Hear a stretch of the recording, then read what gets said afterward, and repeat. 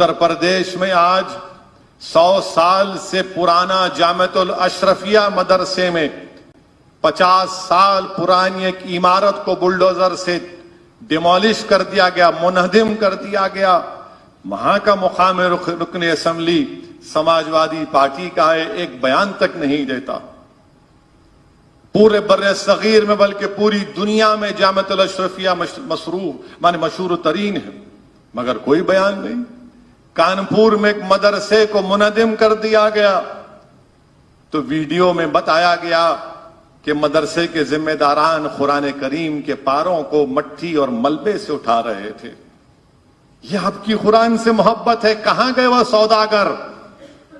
کہاں گئے وہ سوداگر؟ کہاں گئے وہ ایجنٹ؟ کہاں گئے وہ بروکر جو چودھری بن کر مسلمانوں کی عورتوں کا سودا کرتے ہیں اور کہتے ہیں کہ حکومت بدلو؟ کہاں ہے تم آج نہیں بول سکتے، کچھ خاموش بیٹھے ہوئے ہیں۔ اسی لیے ہم کہہ رہے ہیں کہ آپ کو اپنے نمائندوں کو کامیاب کرنا ہے۔ گھر کی حفاظت یا تو کتا کرتا ہے یا چپراسی کرتا ہے، تو کم سے کم مجلس اتحاد المسلمین کو ان دونوں میں سے ایک تو بنا لو آپ، تاکہ ہم آپ کے چپراسی بن کر رہیں، تاکہ ہم آپ کے لیے لڑتے رہیں۔ اس بات کو بھارت کے اقلیتوں کو اس بات کو سمجھنا ہے۔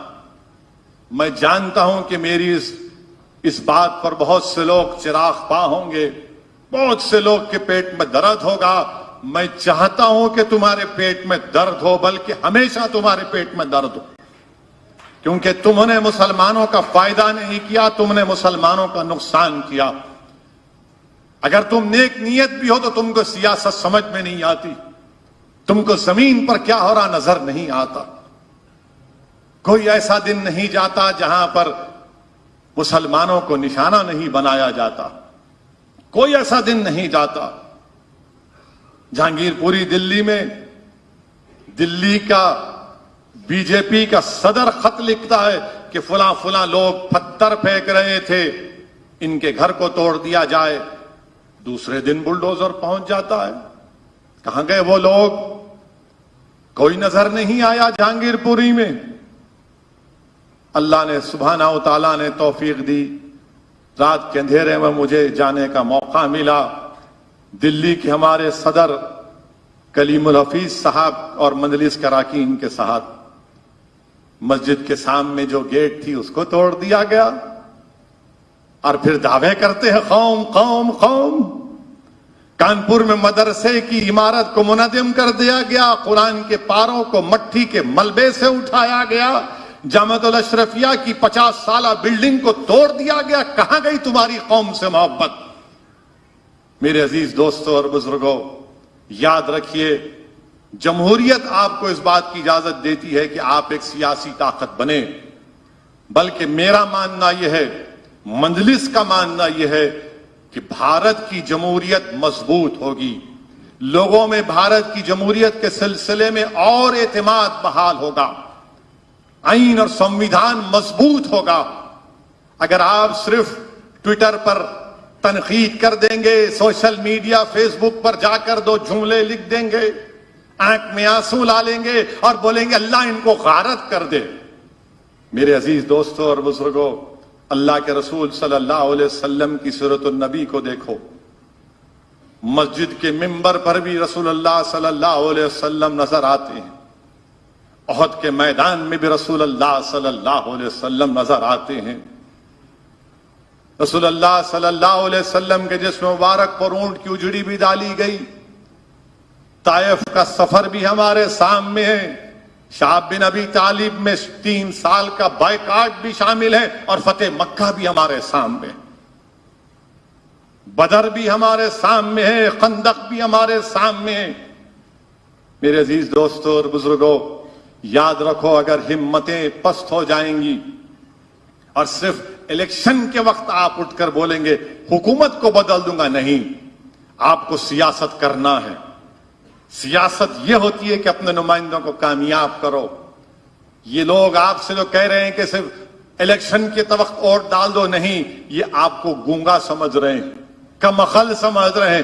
مجلس آپ کو کہہ رہی کہ آپ کو اللہ نے دماغ دیا، سوچنے اور سمجھنے کا سلیقہ دیا ہے، आप देखो कि तेलंगाना में हो, महाराष्ट्र में हो या फिर बिहार में हो, जहां पर मजलिस के अराकीन असम्बली है, हमारा काम, हमारा एहतजाज, हमारी वाबस्तगी, हमारी मेहनत, हमारा इखलास आप कंपेयर करके देख लो उन दूसरी जमात के अराकीन से। मुंह तक नहीं खोलते, मुंह तक नहीं खोलते। मेरे अजीज दोस्तों और बुजुर्गों, चौथी बात यह है कि जो कुछ मध्य प्रदेश में हुआ, राजस्थान में हुआ, बल्कि राजस्थान में तो एक वीडियो सामने आया कि जोधपुर में हजरत पुलिस के एक कांस्टेबल साहब एक पट्टी अपने सर को बांध लेते हैं, उसमें लाल रंग है, और बताते हैं कि मैं जख्मी हो गया, उसके बाद माशाअल्लाह से हमला कर देते हैं टोपी वालों पर। क्या पुलिस है अशोक गहलोत की हुकूमत में कि ईद भी हम खुशी से नहीं मना सकते? क्या कर रही है आपकी हुकूमत? क्यों नहीं आपके पास इंटेलिजेंस की रिपोर्ट नहीं थी? मगर हम देखते हैं कि क्या क्या हुआ। हम ये नहीं, आपको मालूम होगा कि उत्तराखंड जलालपुर में क्या हुआ। खेतों में लोग रह रहे हैं, डर के अपने गांव को नहीं जा रहे हैं। कहां गए वो लोग? तुमसे पूछेंगे तो बोलेंगे नहीं नहीं सब्र करो। सब्र करना, हिम्मत को पस्त होने नहीं देना और डट जाना अपने काम के सिलसिले और कमर बस्ता होना, यह मामला है। मेरे अजीज दोस्तों और बुजुर्गों, पांचवी बात यह है कि हमारे पास मुल्क में अब बीजेपी एक नया शोशा शुरू कर दी कि यूनिफॉर्म सिविल कोड हम लेकर आएंगे।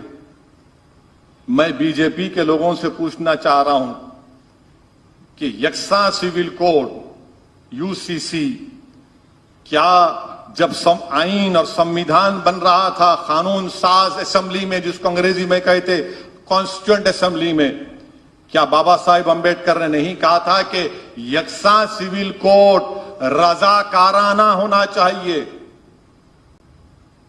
लाजमी नहीं बनाया जा सकता? क्या बाबा साहब ने नहीं कहा कॉन्स्टिट्यूएंट असेंबली में? मगर बीजेपी बोलेंगे नहीं, यूसीसी का इंप्लीमेंटेशन होना। अच्छा, जो हिंदू मैरिज एक्ट जो पार्लियामेंट से बनाया गया, उसमें अब तब्दीली पैदा करेंगे।